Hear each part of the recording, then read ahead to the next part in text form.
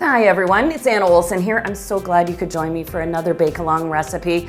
Oh, do you love lemon desserts as much as I do? Well, you are going to have to make this warm lemon saucing cake. It's a bit retro, but it's got some cool techniques. It's amazing how one batter will separate as it bakes, creating a sponge cake layer on top and a tart, tangy lemon curd underneath. When you make this dessert, you're going to impress yourself as much as you do the people you serve it to.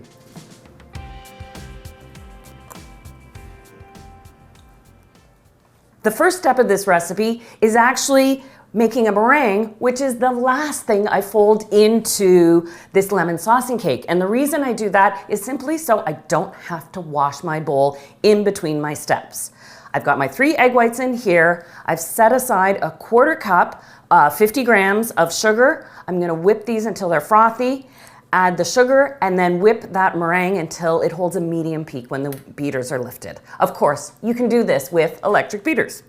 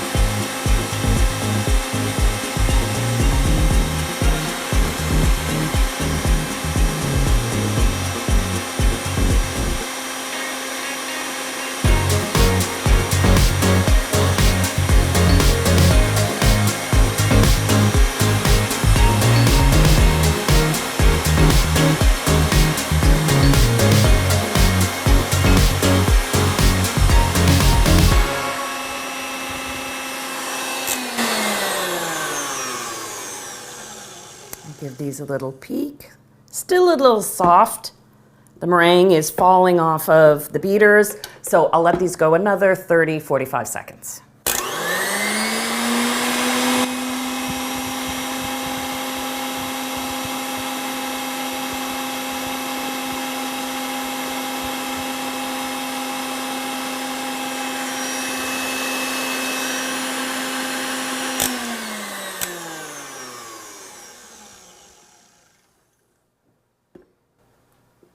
There we go, a nice medium peak.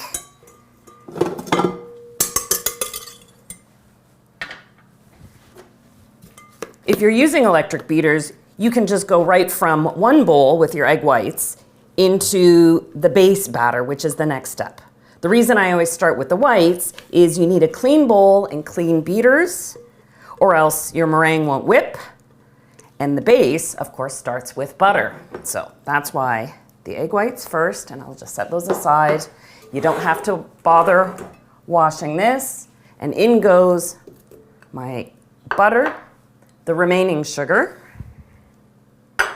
And at the same time, I want to work in that lemon flavor. So whenever you've got granulated sugar, that friction of the sugar against the butter is going to draw out the oils and the zest. So this is a great time to add my lemon zest. And I want to make this a super lemony dessert. So I'm using the zest of 2 lemons. This really is a classic dessert, a bit retro. I've talked to lots of moms who tell me, oh my gosh, I made that years ago. It's the kind of recipe you would find in food magazines about 15, 20 years ago. But you know what? When it's a good recipe, it never goes out of style.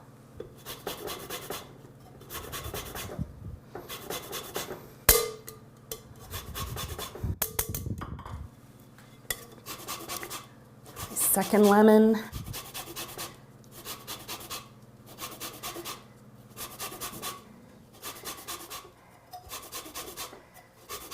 You know I love lemon desserts, so to me, any time of year is good for lemon, but in spring, there's just something perfect about a good lemon dessert. I'm just gonna move this out of the way.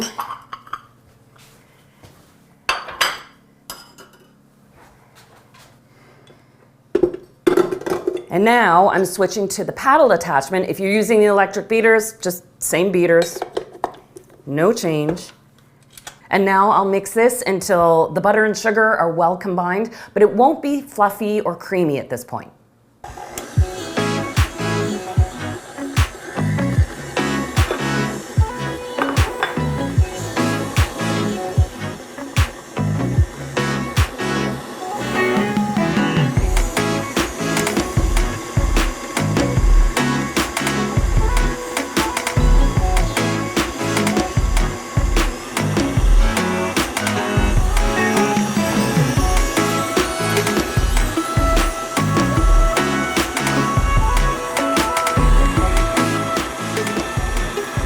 I can smell the lemon.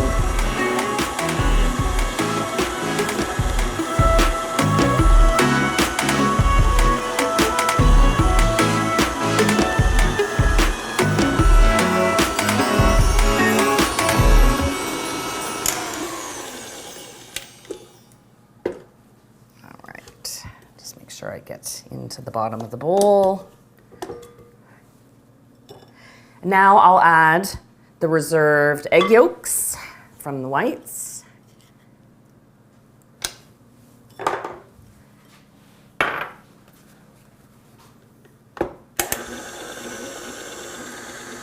That will smooth out the batter a little bit.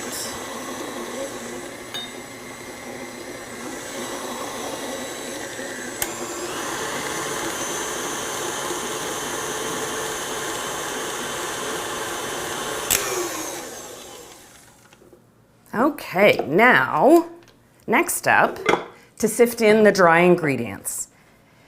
And this cake is more like a sponge cake on the top, and of course that lemon curd at the base, so you may be surprised to find it only calls for a half a cup, 75 grams worth of all-purpose flour. And I'll sift that in, because it is a cake, so I like to sift. A little bit of salt, a little bit of baking powder. And this is going to make a very dense, dry batter once I combine it. But don't worry, there's lots of liquid to come. There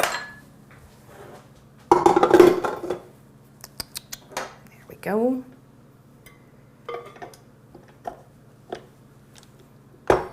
So this part I mix on low speed.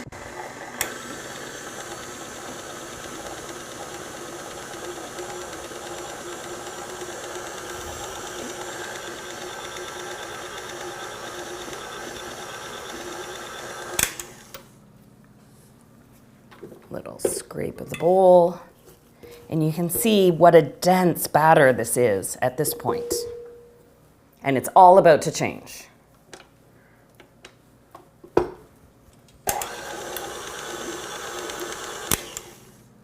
All right, now it's time to add those liquids.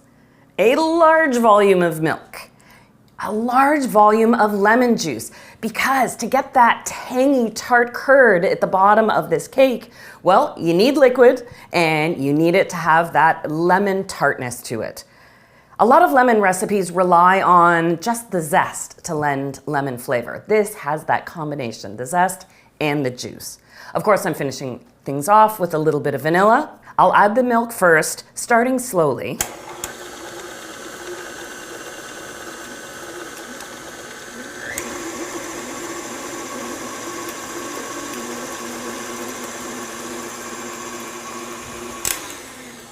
Before I add too much, just give the bowl another scrape. You'd think I was making a cheesecake here, all this bowl scraping. There you go. But don't be surprised if you see the batter look like it's curdling a little bit. It actually is, especially when it comes time to add that lemon juice. It's not going to compromise the recipe. Once you fold in the egg whites, it all smooths out.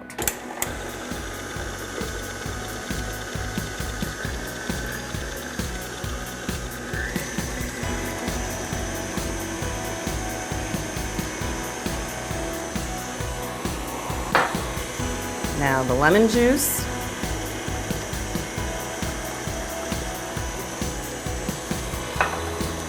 And the vanilla.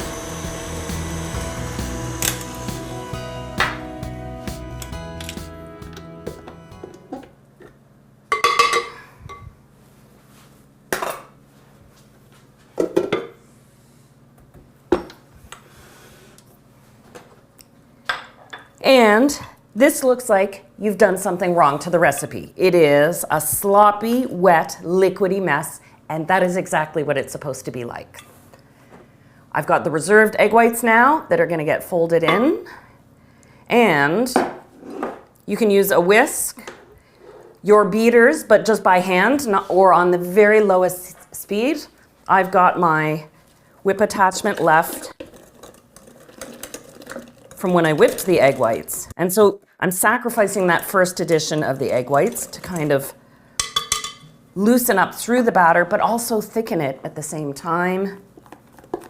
And in goes the remaining whipped egg whites. Let's get every last bit.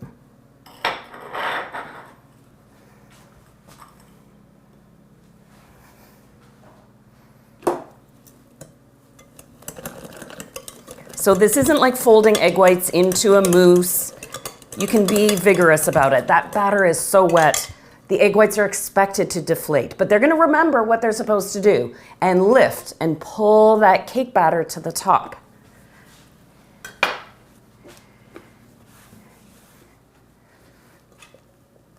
And there it is. So it's still very fluid, but you can feel it's got a little more structure to it. You can feel the volume in there from the whipped egg whites.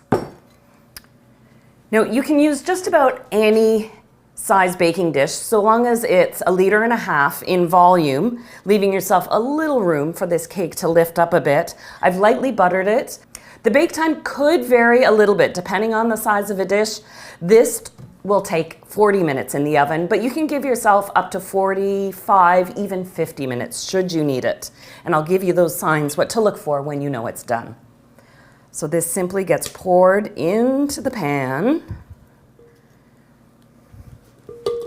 And you're probably saying to yourself, oh, that is not going to work. That is not going to turn out. It will. You preheat your oven to 375. As I mentioned, this will take 40 minutes. If you've got a deeper dish, it could take up to 50 minutes. And you're looking for a rich golden brown top. The cake is visible, the sponge cake, and it will start cracking a little bit at the surface. That's how you know it's done all the way through, and you will see some bubbling around the edges because that's the lemon curd hiding underneath.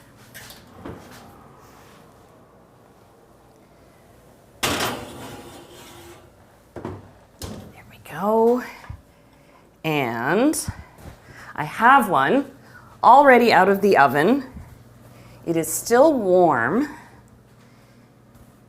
And when it came out of the oven, it was actually a little bit domed because of the whipped egg whites in there. But as the saucing cake cools, it will sink a little bit, and that's expected. Now, it's up to you. If you want to serve this dessert warm, or you know what, I'll be honest, and that's traditional. I love chilling it and serving it ice cold. Right now, this is warm. Even when you chill it, the sauce stays intact and is nice and soft. It is just like a lemon curd. So the finishing touch is a dusting of icing sugar, warm or cold. Always have a few fresh berries nearby. And this is definitely a bowl dessert. A true pudding, if you were to consider it that. And there you can see the sponge cake sort of breaking on top. And because this is warm, oh, look at that curd built right in. It's amazing how that one batter that actually looks terrible makes this luscious, delicious, complex dessert. Scatter a few berries around the table.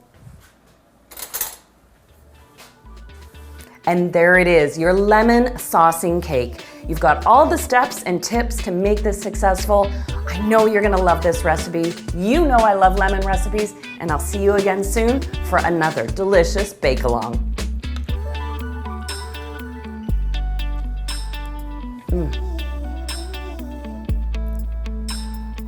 Oh, it's just so tart and lemony. I love it.